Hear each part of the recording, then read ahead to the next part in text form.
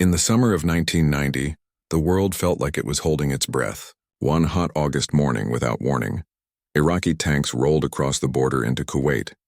It happened fast, so fast that many people in Kuwait woke up to the sound of gunfire and the sight of foreign soldiers in their streets. Within hours, a small oil-rich nation had been swallowed whole. The news spread like wildfire. Saddam Hussein, Iraq's leader, had taken control of nearly 10% of the world's oil supply.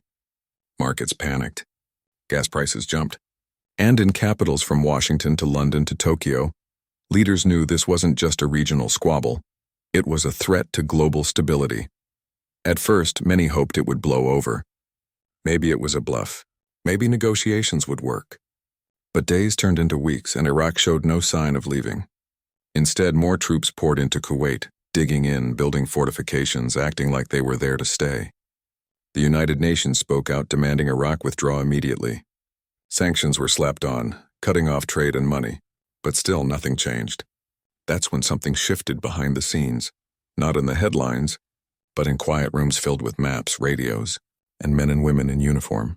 The United States, along with dozens of other countries, began moving, not with loud declarations but with steady, deliberate action. Ships loaded with tanks, helicopters, and supplies set sail across the Atlantic and through the Suez Canal. Fighter jets were flown halfway around the world, refueling in midair over oceans. In the deserts of Saudi Arabia, flatbed trucks rumbled down empty roads carrying missile launchers and radar dishes. Tents popped up overnight.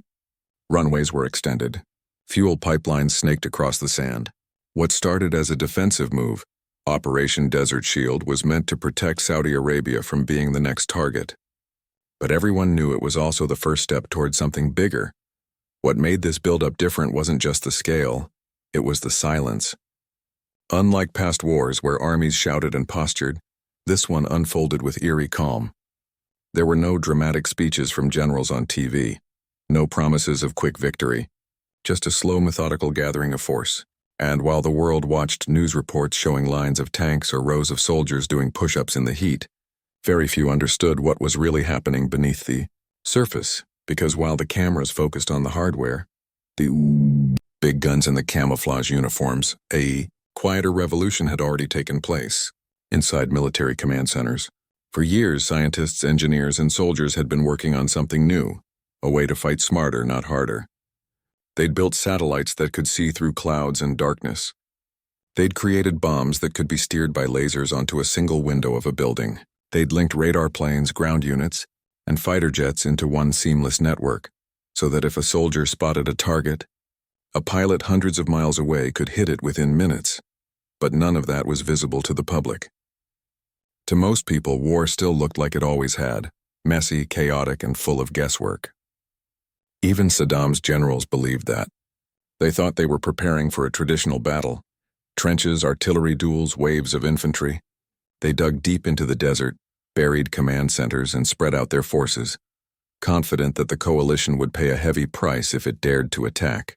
They had no idea that their every move was being watched from space, that their radio signals were being intercepted and decoded in real time, that their entire defense system was already mapped down to the last truck and bunker. Back home, families gathered around their TVs trying to make sense of it all. Kids asked their parents if there would be another big war like the ones in old movies. Teenagers wondered if their older brothers might be sent overseas. In towns across America and Europe, people debated whether it was worth fighting over oil. But few could grasp the truth. This wasn't really about oil alone. It was about whether a powerful nation could simply take over a neighbor and get away with it in the modern world.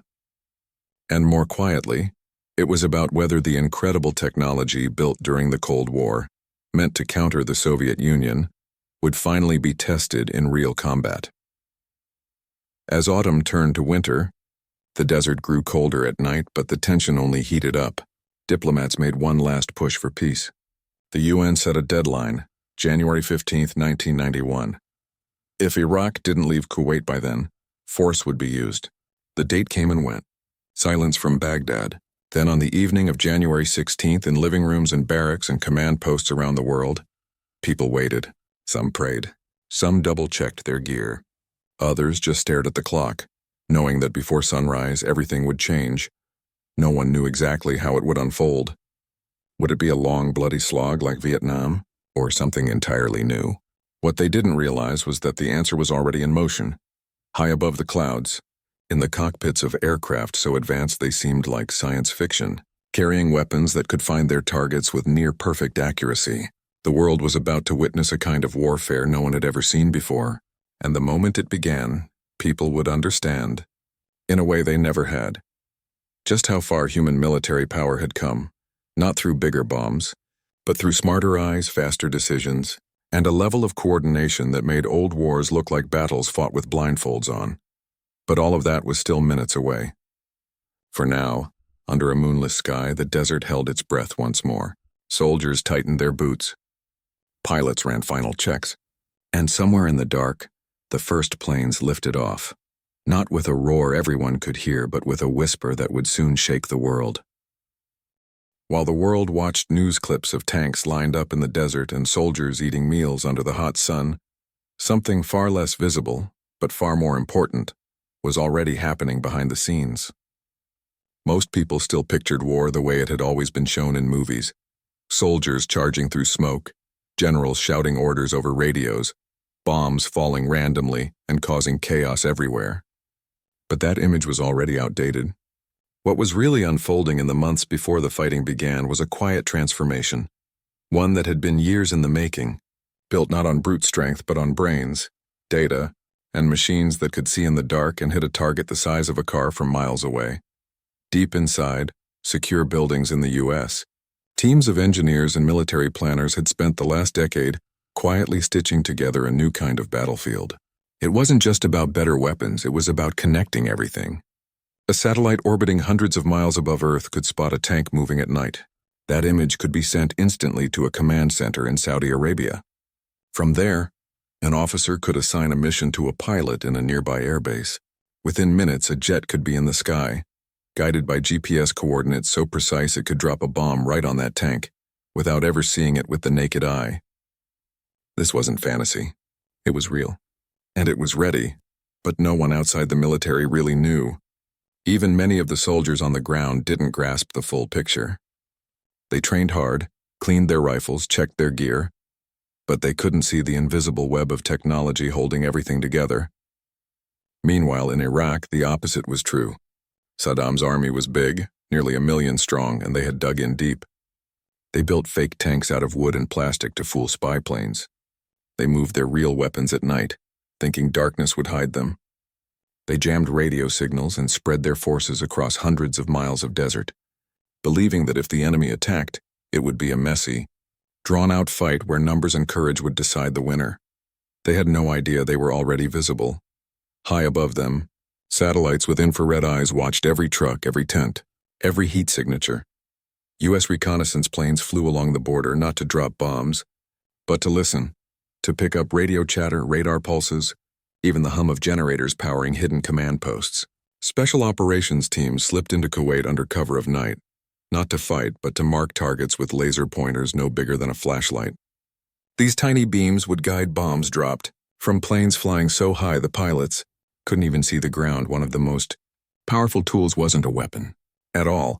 It was a small black box about the size of a shoebox. It was called a GPS receiver.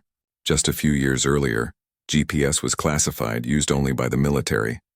Now it was being handed out to pilots, tank crews, and even forward scouts. For the first time in history, a soldier lost in the featureless desert could know his exact location within a few feet. A bomber could release a weapon over empty sand and know it would glide precisely to a bunker 50 miles away. This changed everything. No more guessing. No more wasted bombs.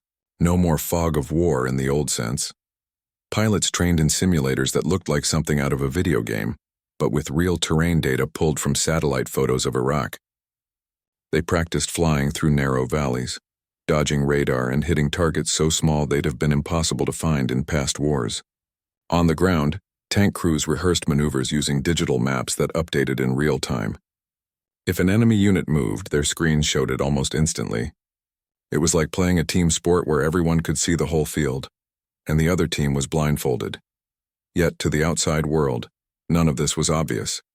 News reports still talked about massive airstrikes and thousands of troops, as if this would be another Vietnam or Korea. Even military analysts were divided. Some thought the coalition would get bogged down in urban fighting. Others feared chemical weapons or high casualties.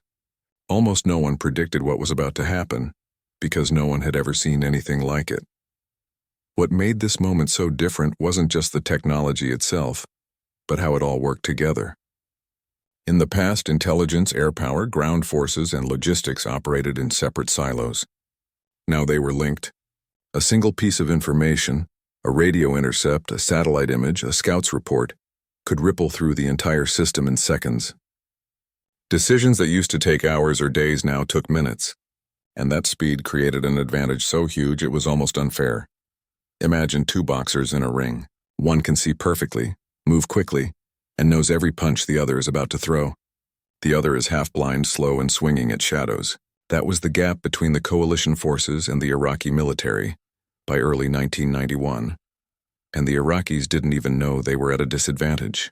They kept preparing for the war they understood, the war of the past, while the future was already lining up its first strike.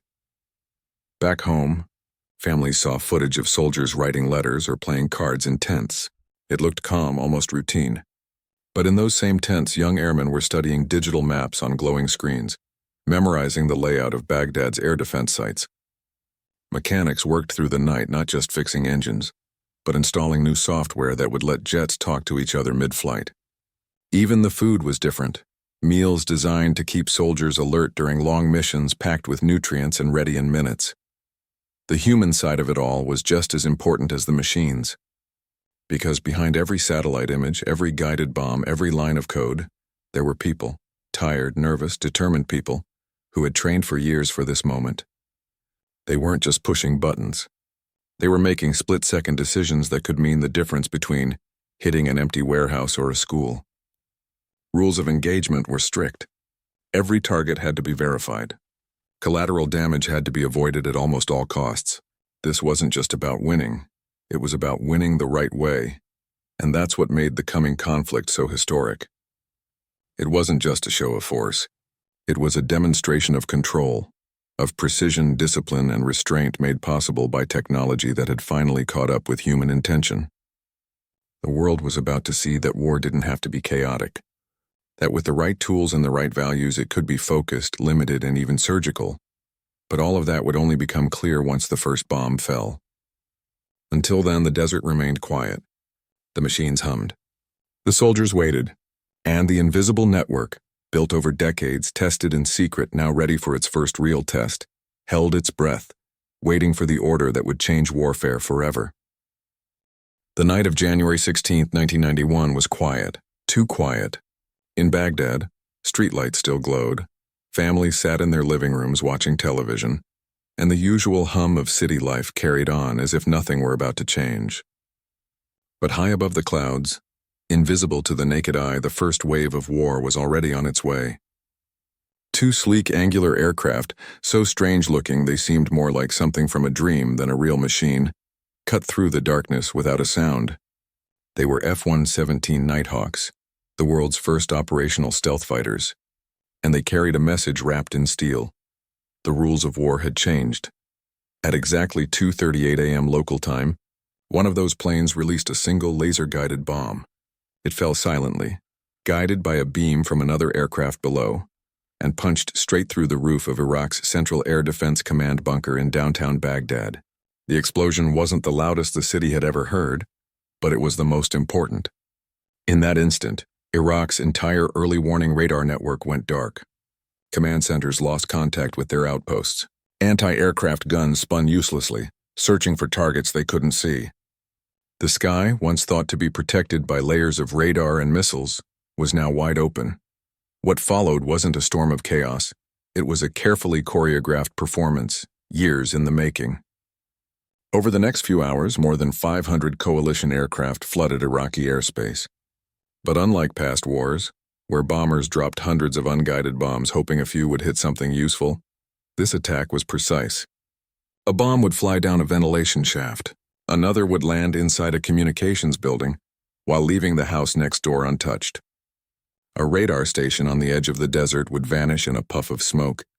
while the shepherd nearby wouldn't even look up from his flock. And for the first time in history, people around the world could watch it happen. Not in grainy newsreels days later, but almost live. News networks broadcast footage shot from the noses of bombs themselves. Green-tinted, shaky video showing streets, buildings, then impact. It looked like a video game, but it was real. Families gathered around their TVs in awe and unease. Kids pointed at the screen asking, "How did it know where to go?" Adults sat in silence, realizing they were witnessing something entirely new. A kind of warfare so accurate it felt almost unnatural. On the ground, Iraqi soldiers were confused. They heard explosions, saw flashes in the distance, but rarely saw the planes that caused them. Their radios crackled with static or went dead. Orders didn't come through. Units that should have been coordinating were suddenly isolated. Some commanders thought it was a limited strike, maybe just a warning. But as the hours passed and the bombing didn't stop, panic began to spread. Men who had trained for years to fight tanks and infantry found themselves helpless against an enemy they couldn't see, couldn't hear, and couldn't fight back against. Meanwhile, in Saudi air bases just a short flight away, pilots returned from missions not exhausted and shaken, but calm, almost clinical.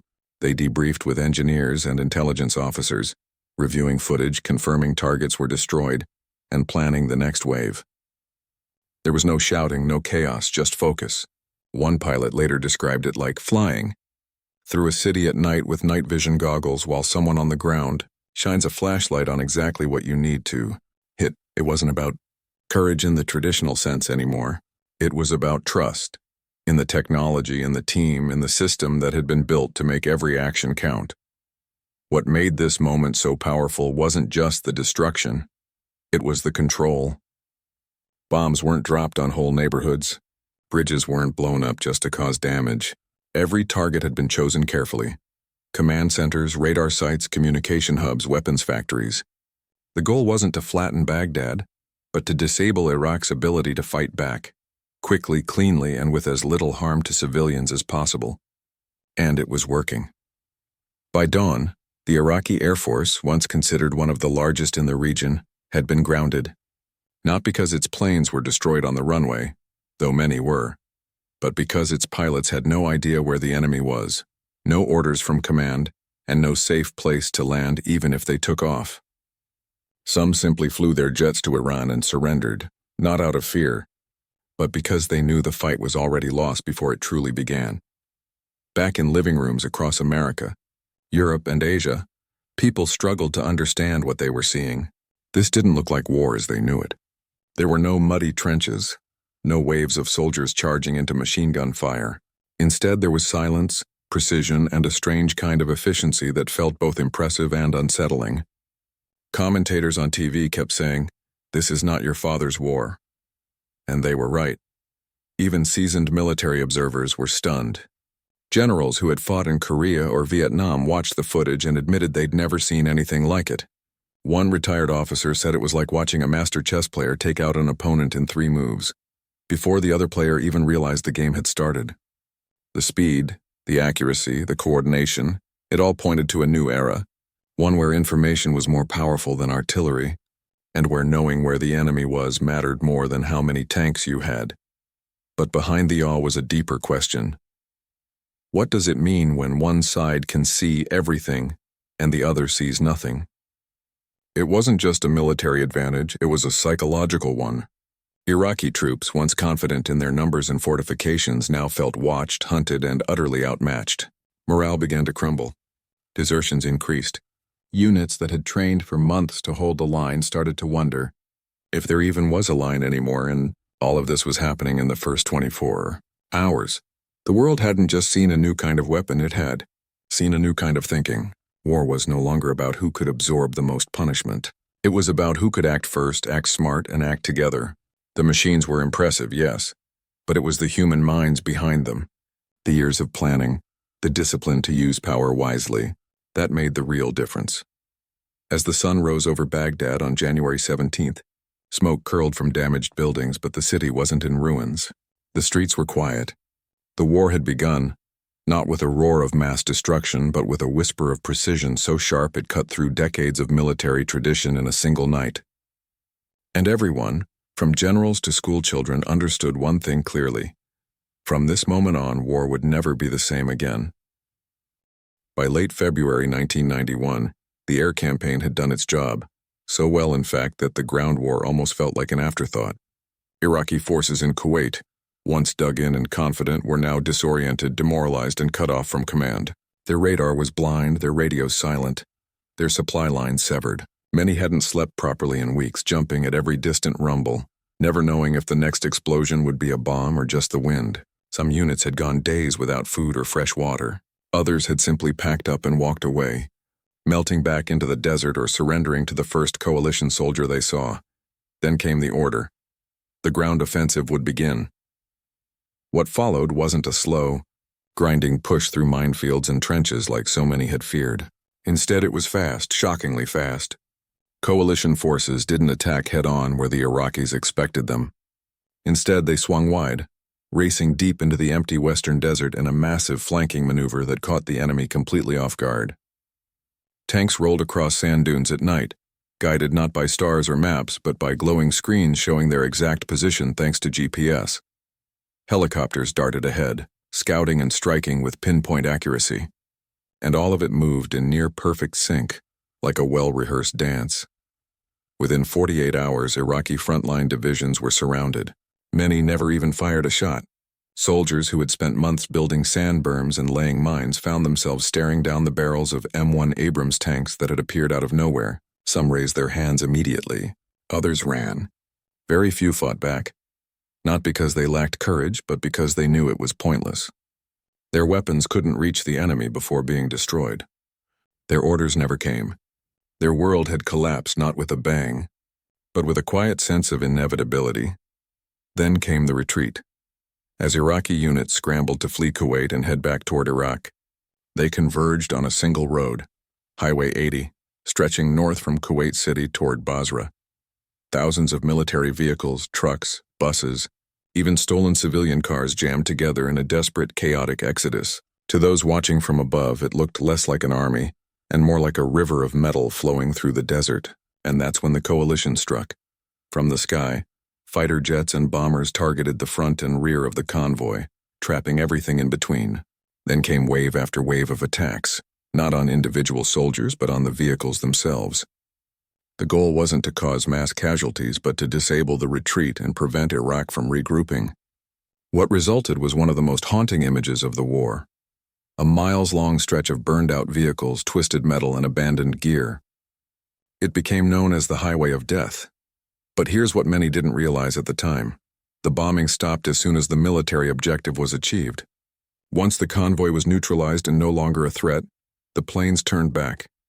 There was no follow-up strike on fleeing soldiers on foot, no pursuit into Iraqi territory. And just 2 days later, with Iraqi forces in full collapse and Kuwait liberated, President George H.W. Bush made a decision that surprised many. He ordered a ceasefire. The war was over. That choice, stopping when they could have kept going, was as powerful as any bomb that had been dropped. It sent a clear message to the world. This military didn't just have overwhelming power, it had restraint. They could have marched on to Baghdad. They could have dismantled the entire Iraqi army. But they didn't, because the mission wasn't conquest.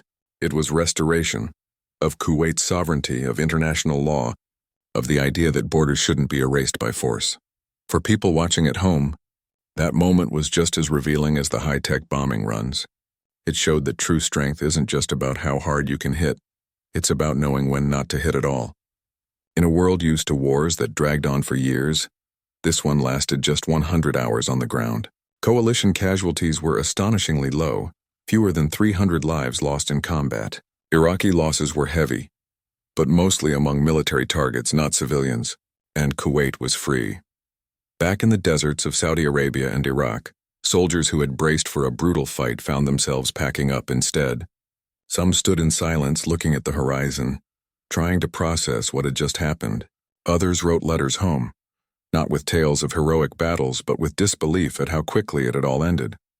It was over before it even felt real, one young tank crew member later said.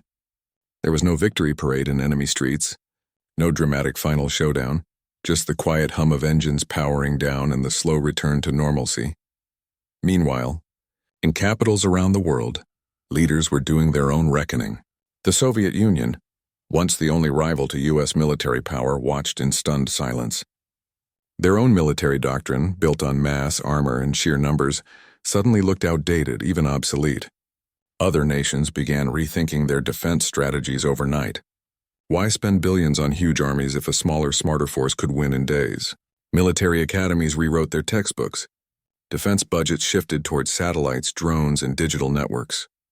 The balance of global power had tilted, not because of a treaty or a speech, but because of what had just played out in the desert. And for ordinary people, the message was even simpler. War had changed. It wasn't just louder or deadlier anymore, it was smarter. The side with better information, better coordination, and better technology didn't just win. They won so completely that the other side barely had a chance to react. It was humbling, even frightening, to realize how far human capability had come, not just in building weapons, but in weaving together intelligence, speed, and precision into something that felt almost like a new form of physics. Yet, amid all the awe, there was also caution. If one country could do this today, what might others be able to do tomorrow? The same tools that protected civilians could, in the wrong hands, be used for control or oppression. The line between defense and dominance had blurred, and as the dust settled over the desert, a quiet question began to spread. Now that the world had seen what was possible, what would come next? But for now, in those first days of peace, there was relief. Families hugged returning soldiers. Children waved flags.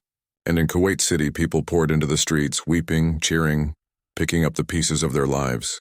The war was over, and the world had witnessed something it would never forget. Not just the power of modern weapons, but the discipline to use them wisely, the speed to end a conflict before it spiraled, and the humanity to stop when the job was done. In the weeks after the ceasefire, the world tried to make sense of what had just happened. It wasn't just that the war had ended quickly, it was how it had ended. There were no ruined cities, no endless lists of missing soldiers, no stalemate dragging into years. Instead, there was a strange quiet, like the calm after a storm that never really touched the ground. People kept asking, was that really a war? It felt more like a demonstration, like someone had flipped a switch and an entire army had simply stopped working. Historians would later call it a turning point, but in the moment, it felt more personal. A father in Ohio watched his son return home unharmed after just 6 weeks overseas and couldn't stop hugging him. A teacher in London showed her students grainy footage of smart bombs hitting bridges and explained, "This is how wars might be fought from now on." In Tokyo, Beijing, and Berlin, defense ministers gathered in closed rooms not to celebrate, but to rethink everything they thought they knew about security and strength. What made this moment so different wasn't just the technology, it was the message it sent. For decades, military power had been measured in numbers. How many tanks, how many troops, how many bombs? But in 1991, the world saw that real power wasn't about size. It was about speed, awareness, and control. It was about knowing where the enemy was before they knew where you were. It was about hitting exactly what you needed to hit, and nothing else. And perhaps most importantly, it was about choosing not to use all your power when you could have. That last part mattered more than people realized at the time. Because in showing restraint, by stopping at the border, by not marching on Baghdad, by focusing only on the mission, the coalition didn't just win a war. It earned something harder to measure, trust. Other nations saw that this kind of power wasn't reckless. It wasn't about empire or revenge. It was about order, rules, and responsibility. And that changed how the world viewed not just weapons, but the people who wielded them. Back home, veterans didn't come back talking about heroic charges or close calls in the mud. Many described it as surreal. One airman said flying missions over Iraq felt like playing a video game with real stakes, but you could see everything, and the other side was playing blindfolded.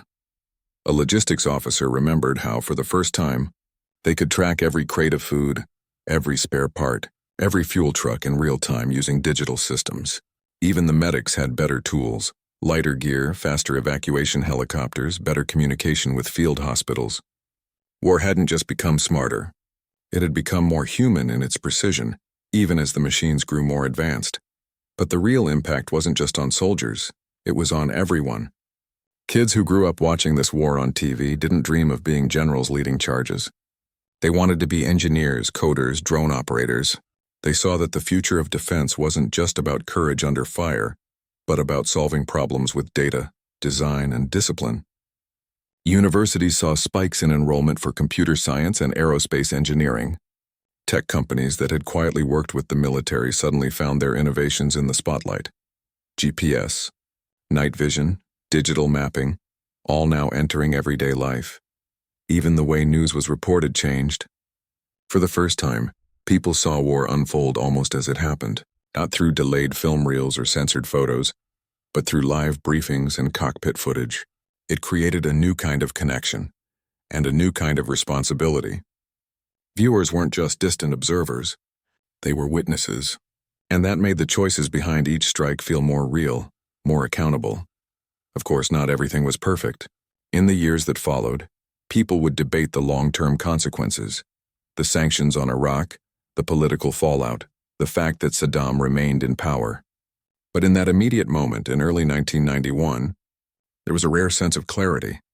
The world had just seen what humanity could do when it combined intelligence, ethics, and technology in the service of a clear goal. It wasn't about destruction for its own sake. It was about using overwhelming capability to prevent greater suffering. And that idea, that power could be precise, limited, and purposeful, became a new standard. Future conflicts would be measured against it. Leaders would be asked, can you achieve your goal without dragging civilians into the fight? Can you win without turning cities into rubble? The Gulf War didn't answer all those questions forever, but it showed it was possible at least once. Most importantly, it reminded people that war, for all its horror, is still a human choice. The machines didn't decide to go to Kuwait. People did, and the machines didn't choose to stop at the border. People did that too. The technology was just a tool. Amazing, yes, but still just a tool. What gave it meaning was the judgment behind it. Years later, when new wars broke out and new technologies emerged, drones, cyber warfare, AI-guided systems, people would look back at 1991 as the moment the door opened. Not because it was the first time smart weapons were used, but because it was the first time the world saw what was possible when an entire military system worked as one. Eyes in the sky, brains on the ground, hands on the controls, and a clear moral line drawn in the sand. For those who lived through it, the memory wasn't of explosions or victory parades. It was of quiet disbelief. We did that? Not with brute force, but with brains, teamwork, and a level of care that surprised even the planners.